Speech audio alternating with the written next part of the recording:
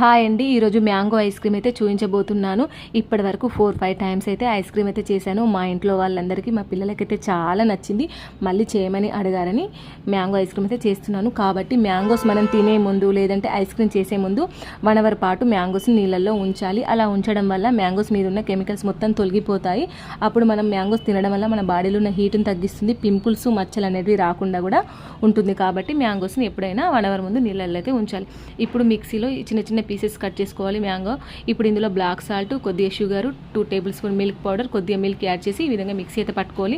కుల్ఫీ మౌడ్స్ అయినా పర్వాలేదు, లేదంటే టీ గ్లాసులు అయినా పర్వాలేదు, సమానంగా పోసి ఈ విధంగా ఐస్ క్రీమ్ పుల్లలు పెట్టేసిన తర్వాత ఇప్పుడు డీప్ ఫ్రిడ్జ్లో నైట్ అంతా పెట్టేసి పిల్లలు ఎప్పుడు అడిగితే అప్పుడు మనకు ఈ విధంగా బయటకు అయితే తీసి ఇచ్చేయచ్చు. ఐస్ క్రీమ్ అయితే చాలా టేస్ట్గా వచ్చింది. మీరు కూడా తప్పక ట్రై చేయండి, మీ పిల్లలకు చేసి పెట్టండి. వీడియో నచ్చితే లైక్ చేయండి, ఇతరులకు షేర్ చేయండి. మీరు చేసిన తర్వాత కామెంట్ బాక్స్లో కామెంట్ చేయండి.